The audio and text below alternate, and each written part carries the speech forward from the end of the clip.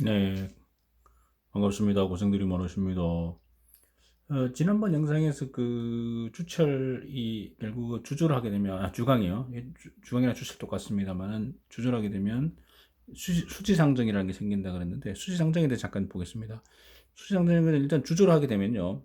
처음에 이제 팔면체 핵이 만들어집니다. 이쪽에 팔면체 핵이 만들어지고, 이게 핵이 성장되면서, 성장은 꼭지점 쪽이 가장 냉각 속도 빨라서 꼭지점 먼저 성장합니다. 결국 액체에서 고체 핵이 만들어지는 거지 않습니까? 액체 고체로 바뀌는 과정인데 이렇게 해서 이렇게 갑니다. 이건 알루미늄 합금에 대한 모형이지만 뭐 강이나 비슷하니까요. 이렇게 덴드라이트라고 이렇게 성장되는데 결국 이렇게 보시면 요건 지금 고체죠. 고체고 안쪽은 아직 액체지 않습니까?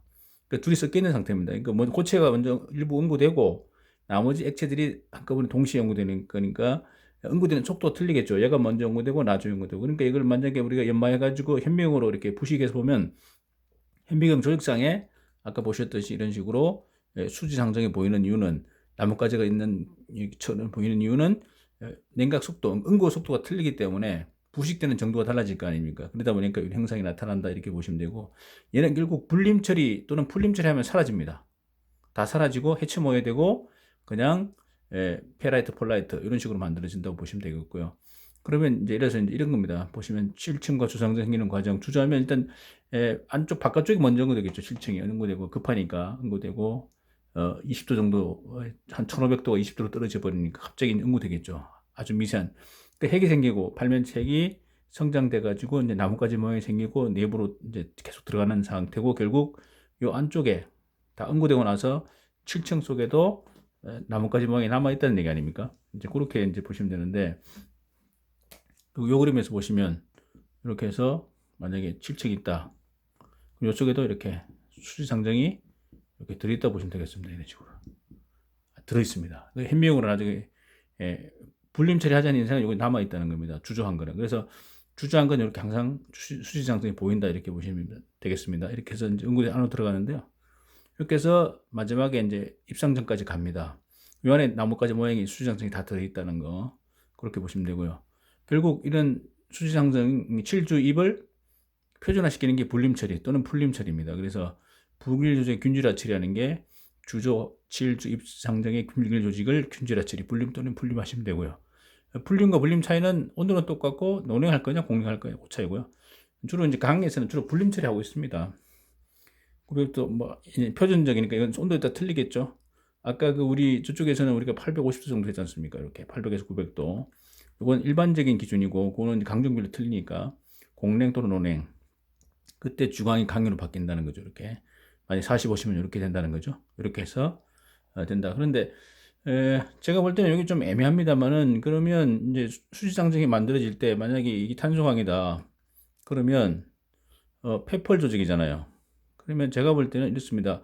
먼저 용탕 속에서 페라이트가 먼저 이렇게 나뭇가지 모양 만들어지고 나머지 액체 속에 탄소가 F3C가 남아 있어 가지고 나중에 이제 응고될 때는 펄레트 인중 페펄 이렇게 생긴다고 저는 그렇게 보고 있습니다. 그래서 그런 식으로 이해를 하시고 일단 그래서 주조한 것은 불균일하다.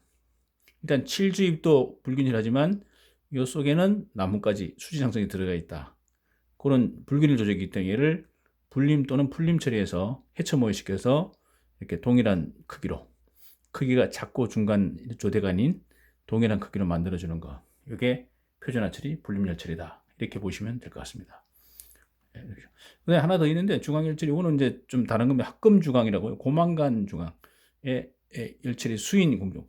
수인이라고 뭐 무슨 뜻이냐면 이제 한문으로 이렇게 적어놨는데 고만간간 등을 고온으로부터 순행시켜 균질한 오스레트로 만들어서 인성 물속에 넣어서 인성을 증가시킨다. 이제 그런 얘기인데 요거는 이제 이겁니다. 우리 그 지난번에 말씀드린 오스트라이트 3종 세트 썼죠. 전온도 구간 오스트나이트 나이트 조직 세 가지라고요.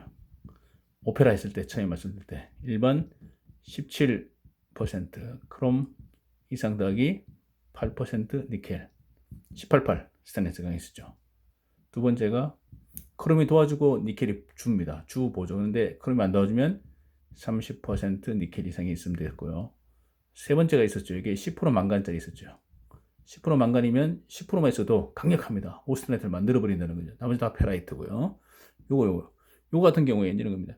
얘를 할 때 어떻게 하냐면 이제 10% 망간이 들어가면 오스트나이트로 바뀝니다. 오스트나이트. 원래 페라이트 오스트로 바뀌는데 만약에 이거를 주조해서 하다 보면요. 주조하다 보면은 망간이 골고루 섞이지 않고 일부에 편석될 수가 있잖아요. 만약 주조했는데 망간이 만약에 이쪽 한 구석에 좀 모여 있다. 그러면 편중 골고루 퍼져 있어야 되는데 이쪽은 뭔가 오스트라이트인데 이쪽은 부족한 부분은 페라이트 될 수 있잖아요. 이런 문제가 있기 때문에 얘를 다시 올립니다. 우리 저 고형활치하고 똑같습니다. 1050도 올려가지고요. 골고루 망간을 잘 골고루 퍼뜨린 다음에 물이 집어넣으면 균질한 오스트나이트 만들어진다. 오스트나이트 균질한 조직. 이제 그걸 얘기한 겁니다. 그래서 이것도 고망간간 같은 경우는 이렇게 해서 고형활치. 그러니까 오스트나이트 고용활체리 예민한 현상 방지 혜택 똑같습니다. 그렇게 하라는 얘기죠. 그렇게 하면 순행시키면 골고루 퍼진 오스트나이트가 만들어진다. 그렇게 해서 가끔 주강에 대한 열치까지 말씀을 드렸습니다. 네, 감사합니다.